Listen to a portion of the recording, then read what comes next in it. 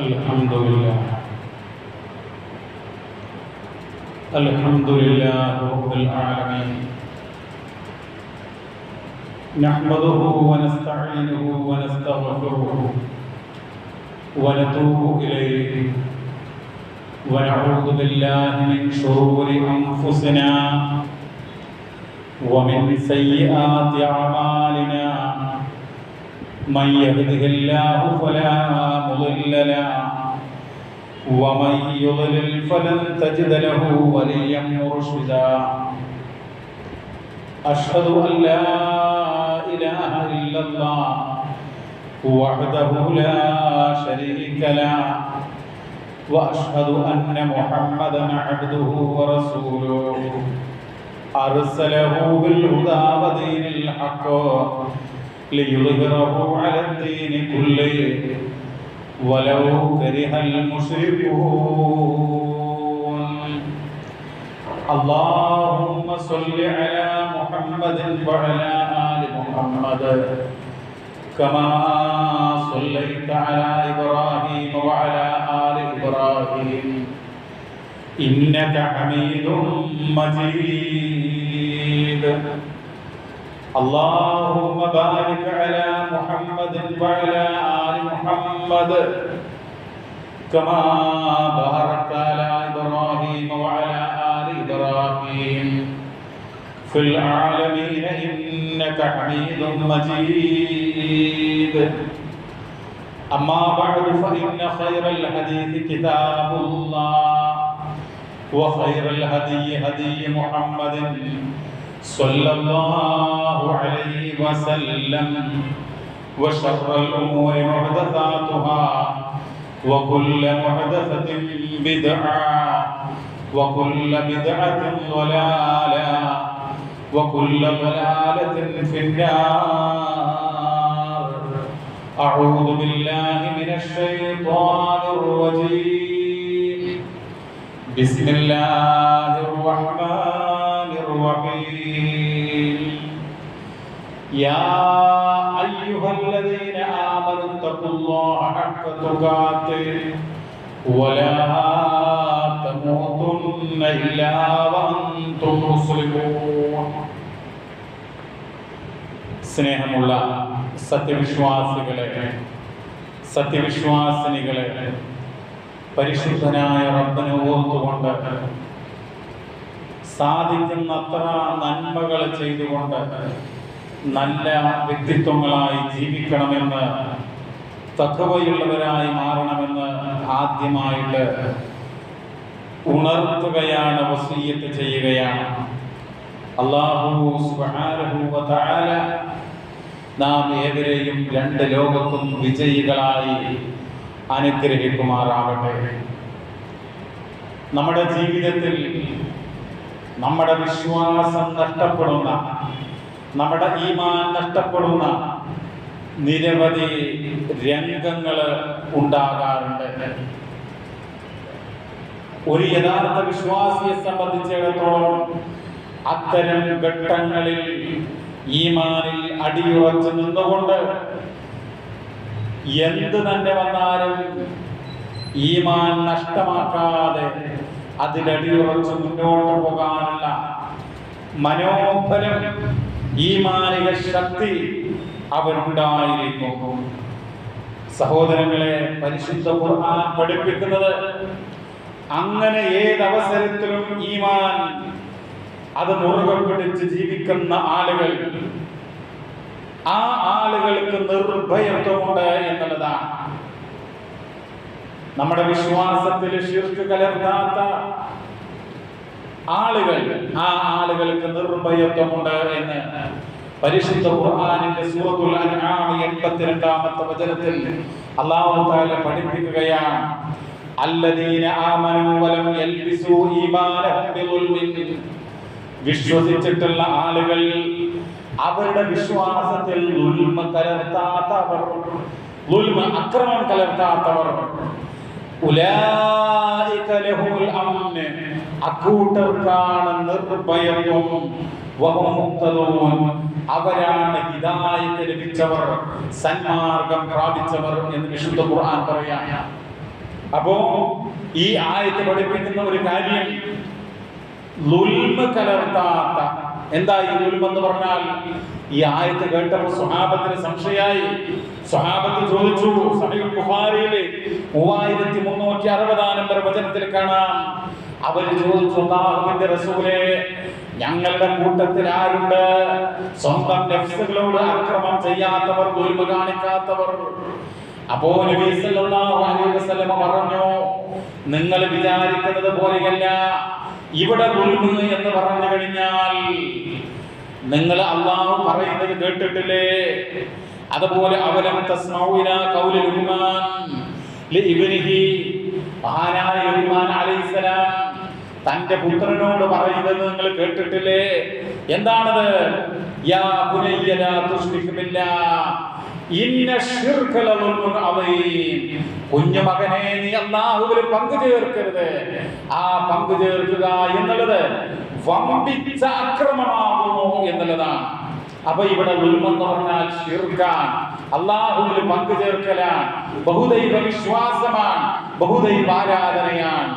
അപ്പൊ നമ്മുടെ ഈമാനിൽ അങ്ങനെ ശിർക്ക് കലർത്താത്ത, അല്ലാഹുവിൽ പങ്കു ചേർക്കാത്ത ആളുകൾ, അവർക്കാണ് ജീവിതത്തിൽ ഭയമില്ലാതിരിക്കുക, നിർഭയത്വം ഉണ്ടാകുക.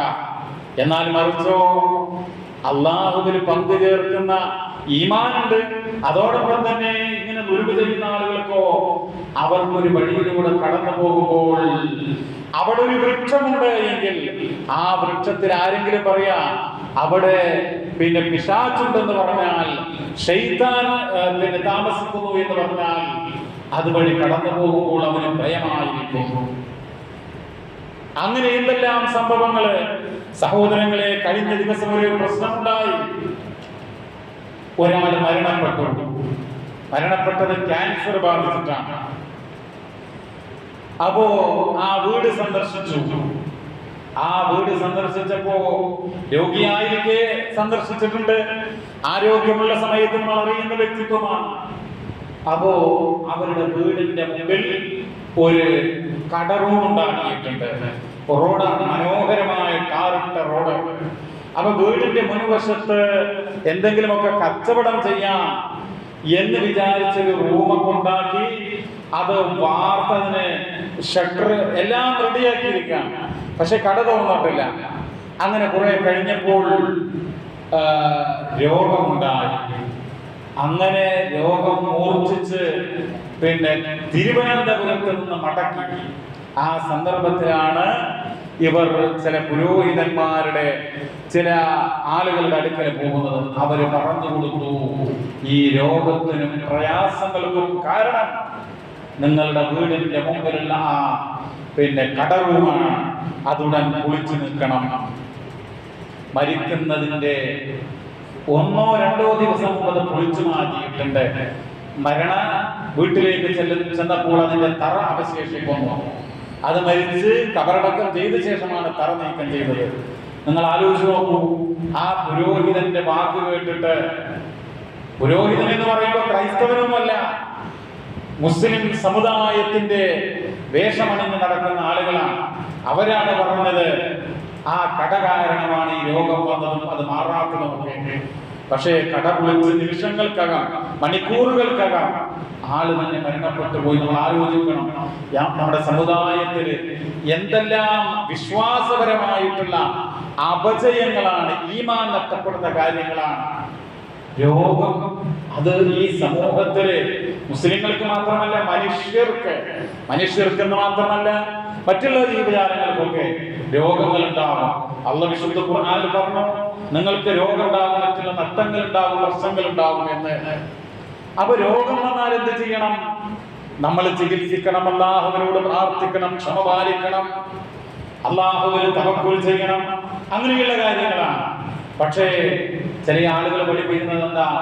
അവിടെ കെട്ടിടം ഉണ്ടായത് കൊണ്ടാണ്, അവിടെ കടറൂം നിർമ്മിച്ചത് കൊണ്ടാണ്, എന്നിട്ട് അത് പൊളിച്ചു കളഞ്ഞു. നിങ്ങൾ ആലോചിക്കണം, എത്ര രൂപ ചെലവാക്കി, എത്ര അധ്വാനം ചെലവാക്കി നിർമ്മിച്ച ആ കടയിൽ സാധനങ്ങൾ കൊണ്ടുവന്ന് വെച്ച് അവര് കട തുറന്ന് ഒരു 10 രൂപക്ക് വിൽക്കാനുള്ള ഒരവസരം പോലും ഉപയോഗിക്കാതെ അത് പൊളിച്ചു കളഞ്ഞു എന്നുള്ളതാണ്.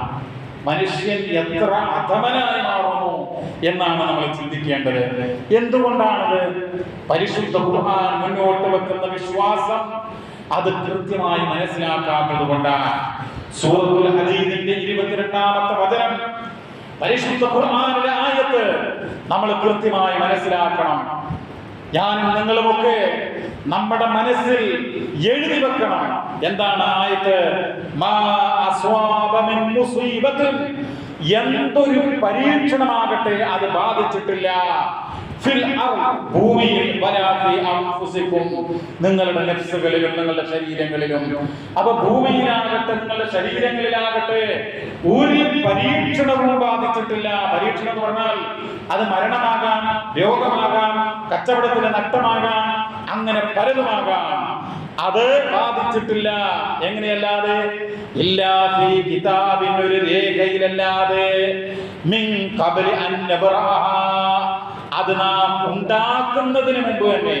ഈ രോഗവും മരണവും കച്ചവടത്തിലെ നഷ്ടവും അതുപോലെയുള്ള പരാജയങ്ങള്, നഷ്ടങ്ങള്, അതൊക്കെ ഉണ്ടാക്കുന്നതിന് മുമ്പ് തന്നെ അല്ലാഹു തആല ഇതെല്ലാം വിധിച്ച് ഒരു രേഖയിൽ രേഖപ്പെടുത്താതെ ഈ ഭൂമിയിൽ ഒന്നും ഒരു പരീക്ഷണവും ഉണ്ടാകുന്നില്ല, നിങ്ങളുടെ ശരീരങ്ങളിലും ഒന്നും ഉണ്ടാകുന്നില്ല എന്നാണ് വിശുദ്ധ ഖുർആൻ പറയുന്നത്. ഇന്ന ദാലിക അലല്ലാഹി യസീർ, തീർച്ചയായും അല്ലാഹുവിന് എളുപ്പമുള്ള കാര്യമാണ്. സഹോദരങ്ങളെ, എത്ര ആയത്തുകളിലായി ഇത് പഠിപ്പിക്കുന്നത്. മാ യംതഹില്ലാഹു ലിന്നാസി മിർ റഹ്മ, അല്ലാഹു തആല ജനങ്ങൾക്ക് വല്ല കാരുണ്യം തുറന്നു കൊടുത്താൽ ഫലാ മുംസിക ലഹാ, അല്ലാഹു തുറന്നു കൊടുക്കുന്ന റഹ്മത്തുണ്ടല്ലോ, കാരുണ്യമുണ്ടല്ലോ, അത് പിടിച്ചു വെക്കുന്നവനായി ഒരാളുമില്ല. വമാ മുംസിക ഫലാ മുർസില ലഹു മിൻ ബഅദി, അല്ലാഹു തആല തടഞ്ഞു വെക്കുന്നത്, പിടിച്ചു വെക്കുന്നത്, അത് തടയാനും അത് നൽകാനും ആരുമില്ല എന്നുള്ളതാണ്. അപ്പോ നൽകുന്നത് തടയാനോ തടയുന്നത് നൽകാനോ ആരുമില്ല. ഒരാൾക്ക് രോഗം അല്ലാഹു വിധിച്ചാൽ അതിനെ തടയാൻ ഒരു ശക്തിക്കും കഴിയില്ല. ഒരാൾക്ക് മരണം വിധിച്ചാൽ ആ മരണം തടയാൻ ഒരാൾക്കും കഴിയില്ല. കച്ചവടത്തിൽ നഷ്ടം, ജോലി നഷ്ടം, ഇതൊക്കെ റബ്ബ് വിധിച്ചാൽ അത് തടയാൻ ഒരു ശക്തിക്കും സാധ്യമല്ല. ഇനി അല്ലാഹു നൽകുന്നതോ അത് തടയാനോ അത് തടുക്കുന്നത് നൽകാനോ ആർക്കും സാധ്യമല്ല എന്ന് ആവർത്തിച്ചുകൊണ്ട് സൂറത്തുൽ യൂനുസ് 107 പറയുന്നുണ്ട്. അല്ലാഹു നിങ്ങൾക്കൊരു ഒരു ദ്രോഹം അത് നിങ്ങൾക്ക് ഉദ്ദേശിക്കുന്ന പക്ഷം ഫലാ കാശിഫ ലഹു, ആ ദ്രോഹം നീക്കാൻ ഒരുത്തരുമില്ല. ഇനി നന്മയാണ് റബ്ബ് ഉദ്ദേശിക്കുന്നതെങ്കിലോ ഫലാ റാദ്ദ ലിഫളി, അല്ലാഹുവിന്റെ ഔദാര്യം, അല്ലാഹുവിന്റെ നന്മ അത് തടുക്കുന്നവനായിട്ട് ആരും തന്നെ ഇല്ല. ഫഹുവ അലാ കുല്ലി ഷൈഇൻ ഖദീർ, അല്ലാഹു എന്ന് പറയുന്ന ശക്തി സർവശക്തനാണ്, എല്ലാത്തിനും കഴിവുള്ളവനാണ്. ഇത് നമ്മുടെ ഈമാനിന്റെ ഭാഗമാണ്. നമ്മൾ ഈമാൻ കാര്യങ്ങൾ പഠിക്കുന്നുണ്ടല്ലോ. 6 കാര്യങ്ങൾ: അല്ലാഹുവിലുള്ള വിശ്വാസം, അവന്റെ മലായികത്തുകളിലെ വിശ്വാസം, അവന്റെ കിതാബുകളിലെ വിശ്വാസം, അംബിയാ മുർസലീങ്ങളുടെ വിശ്വാസം, ആഖിറത്തിലുള്ള വിശ്വാസം. 6 നന്മയും തിന്മയും അല്ലാഹുവിന്റെ ഖദർ കൊണ്ടാണെന്നുള്ള വിശ്വാസം. ആ ഖദറിലെ കലാഖദറിലെ വിശ്വാസം എന്ന് പറഞ്ഞാൽ അതിന്റെ ഭാഗമാണ് ഇതൊക്കെ. അല്ലാഹു വിധിച്ചത്, അല്ലാഹു നൽകുന്നത്, നൽകാനത് തടയാൻ ആരുമില്ല, തടയുന്നതോ നൽകാനും ആരുമില്ല. അത് അടിയുറച്ച് വിശ്വസിക്കണം. അപ്പോ അല്ലാഹു തന്ന ഈ രോഗം അത് ഈ ഒരു കെട്ടിടം കൊണ്ടാണ്, ഒരു കടറൂമ്പ് കൊണ്ടാണെന്നുള്ള വിശ്വാസം. ഇങ്ങനെ എന്തെല്ലാം സംഭവങ്ങളാണ് നമ്മുടെ നാട്ടിലുള്ളത്. സഹോദരങ്ങളെ, നിങ്ങൾക്കറിയുമോ എത്ര സഹോദരങ്ങളാണ് ഈ കന്നിമൂലയുടെ പ്രശ്നം പറഞ്ഞുകൊണ്ട് ലക്ഷക്കണക്കിന് രൂപ കൊണ്ട് നിർമ്മിച്ചിട്ടുള്ള ബാത്റൂമുകളും അതുപോലെ വീടിന്റെ മൂലയും ഒക്കെ പൊളിച്ച് മാറ്റി സ്ഥാപിക്കുന്നത്.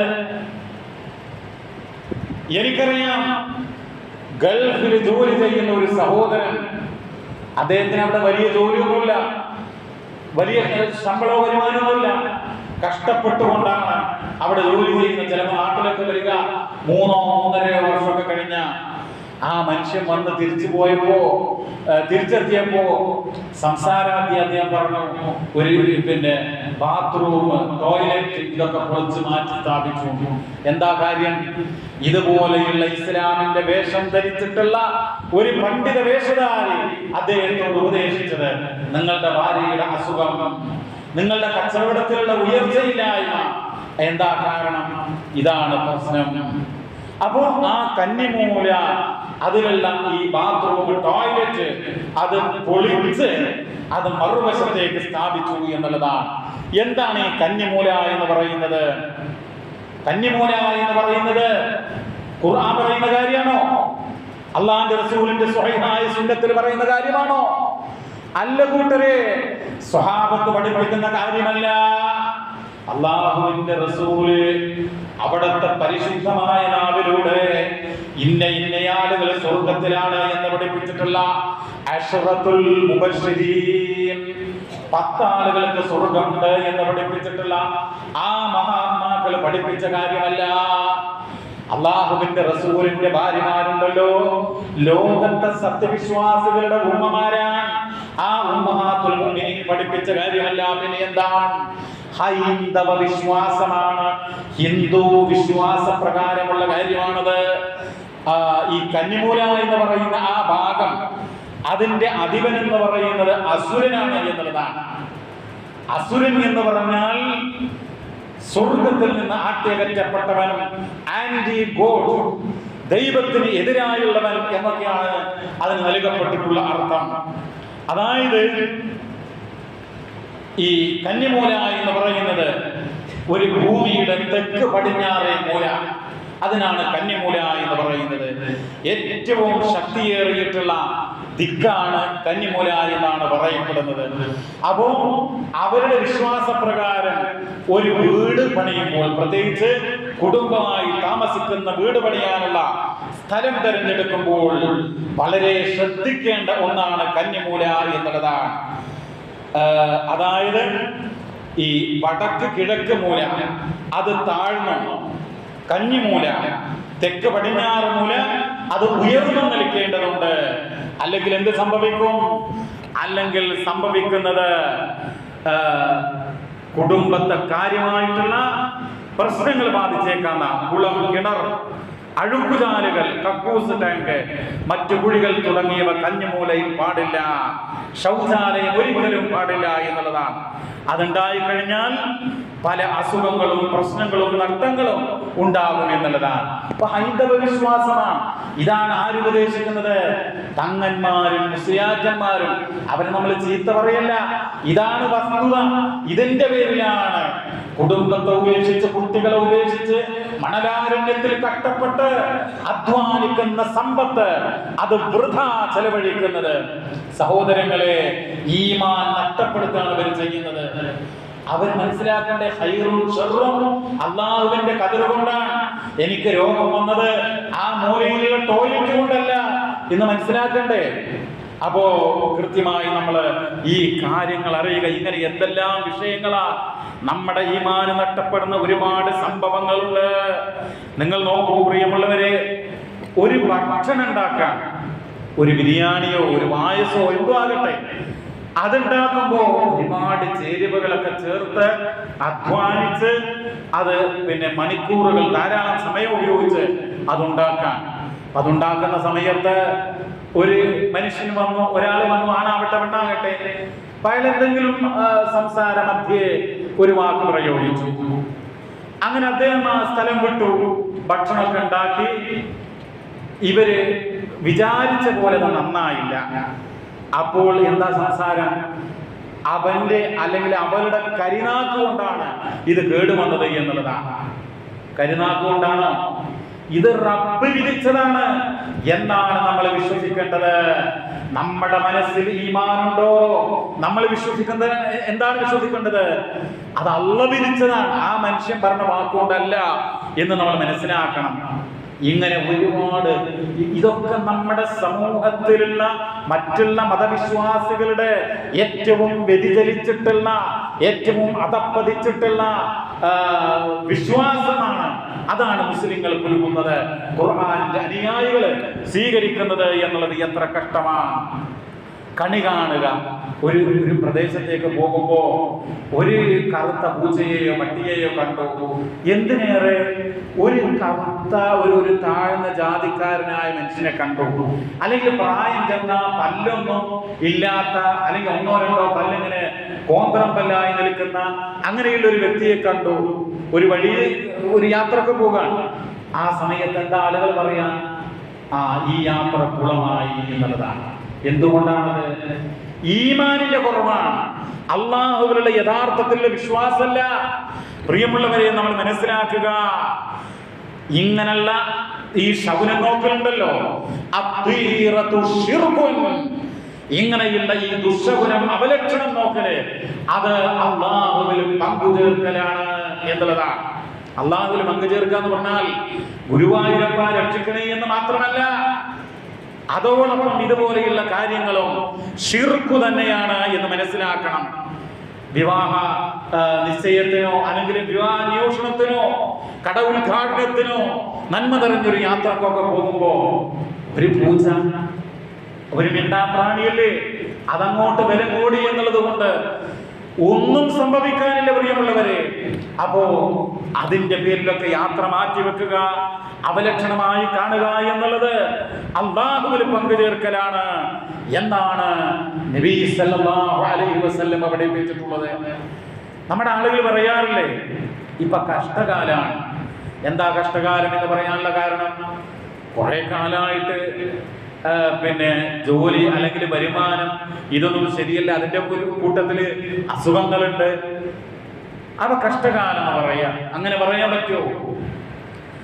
നമ്മുടെ മുമ്പിൽ വിശുദ്ധ ഖുർആനിലെ, ആ ഖുർആനിൽ ഒരുപാട് മഹത്തുക്കളുടെ അമ്പിയാക്കളുടെ ചരിത്രങ്ങളിലെ, ആ അമ്പിയാക്കളുടെ ചരിത്രം എന്താ പഠിപ്പിക്കുന്നത്? അവരുടെ ജീവിതത്തിൽ അനുഭവിച്ചിട്ടുള്ള നീറുന്ന പ്രശ്നങ്ങൾ, ഹൃദയത്തെ നൊമ്പരപ്പെടുത്തുന്ന പ്രശ്നങ്ങൾ. എത്ര പ്രവാചകന്മാരാണ് വേദന അനുഭവിച്ചിട്ടുള്ളത്? സഹോദരങ്ങളെ, അല്ലാഹുവിന്റെ ഒരു പ്രവാചകൻ കാട്ടില് പൊട്ടക്കിണറ്റിൽ എറിയപ്പെട്ടില്ലേ? ജയിൽവാസം അനുഭവിച്ചില്ലേ? മാറാരോഗം കൊണ്ട് അയ്യൂബ് നബി അലൈഹിസ്സലാം വിഷമം അനുഭവിച്ചില്ലേ? അദ്ദേഹത്തിന്റെ കുഞ്ഞുങ്ങളും കുടുംബങ്ങളൊക്കെ മരണപ്പെട്ടു പോയില്ലേ? അകന്നു പോയില്ലേ? എന്തെല്ലാം പ്രശ്നങ്ങളാണ് അമ്പിയാക്കൾക്ക് ഉണ്ടായിട്ടുള്ളത്. അപ്പോ അള്ളാഹുവാണ് ഈ കാര്യങ്ങൾ വിധിക്കുന്നത്. നമ്മുടെ രോഗവും നമ്മുടെ കച്ചവടമില്ലായ്മയും നമ്മുടെ നഷ്ടങ്ങളും പരാജയങ്ങളും മാത്രമല്ല, അതാ നമ്മുടെ പറമ്പിൽ നിൽക്കുന്ന ഒരു മരം, ആ മരത്തിലുള്ള ഒരു പഴുത്ത ഇല, ആ ഇല എപ്പോഴാണ് ഭൂമിയിലേക്ക് അങ്ങനെ കാറ്റടിച്ച് വീഴുക എന്നുള്ളത് അത് പരിശുദ്ധനായ റബ്ബ് രേഖപ്പെടുത്തിയിട്ടുണ്ട്. നമ്മുടെ വീട്ടില് നമ്മൾ കാണാത്ത ഒരു ഭാഗത്ത് ഒരു കറുത്ത ഉറുമ്പ് അതിങ്ങനെ സഞ്ചരിച്ചു കൊണ്ടിരിക്കുകയാണ്. അത് എവിടെ നിന്ന് എങ്ങോട്ട് സഞ്ചരിക്കുന്നു, എന്തിനു വേണ്ടി സഞ്ചരിക്കുന്നു എന്നൊക്കെ റബ്ബ് വിധിച്ചിട്ടുണ്ട്. റബ്ബിനറിയാം. നമ്മൾ മനസ്സിലാക്കണം. അപ്പൊ ആ രൂപത്തിൽ നമ്മുടെ ഈമാൻ നമ്മൾ ശരിപ്പെടുത്തണം. പ്രിയമുള്ള സഹോദരങ്ങളെ, നിങ്ങൾ നോക്കൂ, ജാഹിലിയ്യ കാലഘട്ടത്തില് ഇത് സഫർ മാസമാണ്. സഫർ മാസത്തിലെ അവസാനത്തെ ബുധനാഴ്ച ദോഷങ്ങൾ വരാതിരിക്കാൻ ഇത്ര വട്ടം ഇന്ന സൂറത്ത് ഇന്ന ദിക്ർ എന്ന് പറഞ്ഞ ആളുകൾ പ്രചരിപ്പിച്ചു കൊണ്ടിരിക്കുക. സഫർ 25 24 ആണെന്ന്. അതാരുടെ വിശ്വാസ? ജാഹിലിയ്യ കാലഘട്ടത്തിലുള്ള വിശ്വാസമാണ്. ഇമാം അബൂ ദാവൂദ് റഹിമഹുല്ലാഹ് രേഖപ്പെടുത്തുകയാണ്, അൽ ജാഹിലിയ്യതു യസ്തശ്ഇമൂന ബിസഫർ വയഖൂലൂന ഇന്നഹു ശഹ്റുൻ മശ്ഊൻ. ജാഹിലിയ്യ കാലഘട്ടത്തിലുള്ള ആളുകൾ സഫർ മാസം അവലക്ഷണത്തിന്റെ മാസമായി കണ്ടിരുന്നു. അവർ പറയും, ഇന്നഹു ശഹ്റുൻ മശ്ഊൻ, അത് ദുഷ്ടഗുണത്തിന്റെ മാസമാണ് എന്ന് ജാഹിലിയ കാലഘട്ടത്തിലുള്ള ആളുകൾ പറഞ്ഞു. അതുകൊണ്ട് മഹാനായ റസൂലുള്ളാഹി സ്വല്ലല്ലാഹു അലൈഹി വസല്ലമ പഠിപ്പിച്ചു. ഇമാം അബൂ ദാവൂദിന്റെ സുനനിൽ 3911 നമ്പർ വചനം, ലാ അദ്വാ, പിശാചുക്കളാൽ രോഗം പകരില്ല, വലാ ത്വീറത, ദുഷ്ടഗുണമില്ല, അപലക്ഷണമില്ല, വലാ സഫറ, സഫർ മാസം ശകുനം നിറഞ്ഞതാണ് എന്നുള്ള ആ സങ്കല്പവും വിശ്വാസവും പാടില്ല, വലാ ഹാമത, ഹാമത്തുമില്ല. എന്താ ഹാമത്ത് എന്ന് പറഞ്ഞാൽ? ഇതൊക്കെ ജാഹിലിയ കാലഘട്ടത്തിലുള്ള വിശ്വാസ ഇന്നും നമ്മുടെ സമുദായത്തിലുണ്ട്. ഹാമത്ത് എന്ന് പറഞ്ഞാൽ മഹാനായിട്ടുള്ള ഇമാം നവവി റഹിമഹുല്ലാഹ് ശറഹ് മുസ്ലിമിൽ രേഖപ്പെടുത്തുകയാണ്, വഹിയ അത്വാഇറുൽ മഅറൂഫ് മിൻ ത്വയ്രിൽ ലൈൽ, രാപ്പക്ഷികളുടെ കൂട്ടത്തിലുള്ള അറിയപ്പെടുന്ന ഒരു പക്ഷിയുടെ പേരാണത് ഹാമത്ത്. വഖീല ഹിയൽ ബൂമ, അതിനെ ഭൂമ അല്ലെങ്കിൽ കൂമെന്നോ അങ്ങനെയൊക്കെ പറയും, കുറ്റിച്ചൂളാൻ എന്നാണ് പറയപ്പെടുക. ഖാലു, അവര് പറയും, ആര്? ജാഹിലിയ്യത്തില് ലാത്ത, ഉസ്സ, മനാത്ത പോലെയുള്ള ആളുകളെ ആരാധിച്ചിരുന്ന ബിംബങ്ങളെയും വിഗ്രഹങ്ങളെയും മരണപ്പെട്ട മഹാത്മാക്കളെയൊക്കെ ആരാധിച്ചിരുന്ന ആ ആളുകളുടെ വിശ്വാസം എന്താ? ഈ രാപ്പക്ഷി ഇദാ സഖതത അലാ ദാരി അഹദിഹിം, അവരിൽ ഒരാളുടെ വീടിന് മീതെ ഈ രാപ്പക്ഷി വന്നിരുന്നാൽ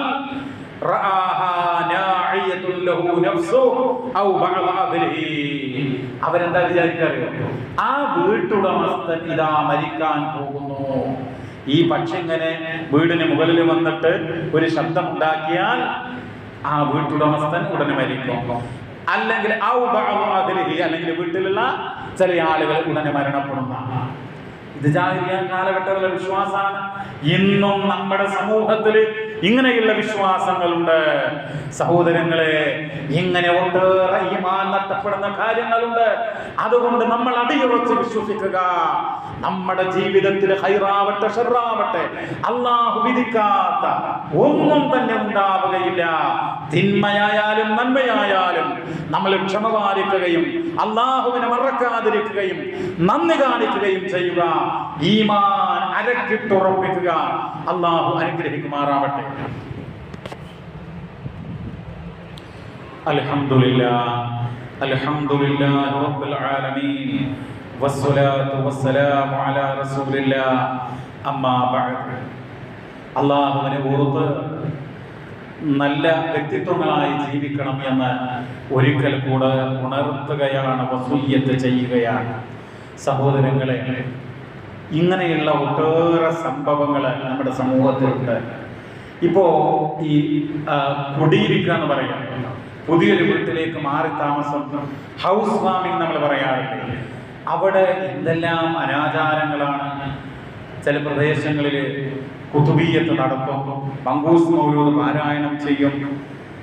അതുപോലെ പാലുകാച്ചൽ എന്ന് പറഞ്ഞൊരു ഏർപ്പാടുണ്ട്. നല്ല വിവരവും വിദ്യാഭ്യാസവും 5 നേരത്തെ നമസ്കാരങ്ങളുള്ള ആളുകൾ എന്ത് ചെയ്യും? പാല് കാച്ചും. എന്താണ് ഈ പാല് കാച്ച എന്ന് പറഞ്ഞാൽ? വളരെ അബദ്ധം നിറഞ്ഞിട്ടുള്ള ഒരു ഹൈന്ദവ വിശ്വാസമാണത്. അതായത് പ്രഭാതത്തില് ഗണപതി ഹോമം നടത്തിയിട്ട് ആ ഹോമകുണ്ഡത്തിൽ നിന്നുള്ള അഗ്നി കൊണ്ടാണ് ആദ്യമായിട്ട് ഈ പുതിയ വീട്ടിലെ അടുപ്പില് അഗ്നി പകരുന്നത്, തീ കത്തിക്കുന്നത്. എന്തിനാണ് അങ്ങനെ തീ കത്തിക്കുന്നത്? ഒരു കലം, പുതിയൊരു കലം, അതിനകത്ത് ശുദ്ധമായ പശുവിൻ പാല് കാച്ചിയാണ്. അത് കാച്ചിയിട്ട് അതിനൊരുപാട് നിയമങ്ങളുണ്ട്, അതൊക്കെ പറയാൻ സമയമില്ല. പാല് കിട്ട് തിളച്ച് മറിയണം, എന്നാൽ ഇത് പുറത്ത് പോകാതെ സൂക്ഷിക്കണം എന്നതാ. എന്നിട്ടൊരു ചെറിയ സ്പൂണിലെടുത്ത് ആ പാല് അടുപ്പിലേക്ക് ഒഴിക്കണം. എന്തിനാ അങ്ങനെ ഒഴിക്കുന്നത്? എന്തിനാ അങ്ങനെ ഒഴിച്ചിട്ടില്ലെങ്കിൽ ചില ആളുകൾ തിളച്ചത് മറിഞ്ഞു പോകും. എന്തിനാണ് അങ്ങനെ ചെയ്യുന്നത്? അഗ്നിദേവനെ തൃപ്തിപ്പെടുത്തുവാൻ. കാരണം അഗ്നിദേവനാണ് അന്നം തരുന്നത് എന്നാണ് അവരുടെ വിശ്വാസം. ഇതൊക്കെ ചെയ്താൽ ഈമാൻ പൊളിഞ്ഞു പോകാൻ വേറെ വല്ലതും വേണോ? അപ്പോ ഇങ്ങനെയുള്ള തെറ്റായിട്ടുള്ള വിശ്വാസങ്ങളെയും ആചാരങ്ങളെയും നമ്മൾ കൈയൊഴിച്ചേ മതിയാകൂ. സഹോദരങ്ങളെ, ലാ ഇലാഹ ഇല്ലല്ലാഹ് മുഹമ്മദുർ റസൂലുള്ളാഹ് എന്ന് പ്രഖ്യാപിച്ച് നെഞ്ചേറ്റിയിട്ടുള്ള നമ്മുടെ മുമ്പിൽ അള്ളാന്റെ കിതാബുണ്ട്. അള്ളാന്റെ ഹബീബായ റസൂലുള്ളാഹി സ്വല്ലല്ലാഹു അലൈഹി വസല്ലമയുടെ തിരുവചനങ്ങൾ നമ്മുടെ മുമ്പിലുണ്ട്. അതനുസരിച്ചാവട്ടെ നമ്മുടെ ഓരോ കാര്യങ്ങളും. അല്ലാഹു തആല ആ നിലയ്ക്ക് നമ്മെ അനുഗ്രഹിക്കുമാറാവട്ടെ. തിന്മകളിൽ നിന്ന് മാറി നിന്നുകൊണ്ട് ധാരാളം അമൽ സ്വാലിഹാത്തുകൾ ചെയ്ത് ഇസ്തിഗ്ഫാറോടുകൂടെ ജീവിക്കുവാൻ നാഥ ഞങ്ങളെ നീ അനുഗ്രഹിക്കണമേ. റഹ്മാനായ നാഥ, ഞങ്ങളിൽ നിന്ന് രോഗങ്ങൾ കൊണ്ട് ബുദ്ധിമുട്ടുന്ന ആളുകൾക്ക് നീ ശിഫ നൽകി അനുഗ്രഹിക്കണമേ. അല്ലാഹുവേ, മരണപ്പെട്ടു പോയിട്ടുള്ള ഞങ്ങളുടെ മാതാപിതാക്കൾ, ഞങ്ങളുടെ സഹോദരി സഹോദരങ്ങൾ, അല്ലാഹുവേ, അവർക്ക് മഗ്ഫിറത്തും റഹ്മത്തും നൽകി അനുഗ്രഹിക്കണമേ. അവരെയും ഞങ്ങളെയും ജന്നാത്തുൽ ഫിർദൗസിൽ അംബിയാക്കളുടെ, ഔലിയാക്കളുടെ, സിദ്ദീഖീങ്ങളുടെ, ശുഹദാക്കളുടെ കൂടെ നീ ഒരുമിച്ച് ചേർക്കണമേ. അല്ലാഹുവേ, ഞങ്ങളുടെ മരണപ്പെട്ടു പോയ മാതാപിതാക്കൾ, സഹോദരങ്ങൾ, ആദർശ ബന്ധുക്കൾ, അവരുടെയൊക്കെ ആ ഖബറിടം നീ സ്വർഗ്ഗ പൂങ്കാവനമാക്കി അനുഗ്രഹിക്കണമേ.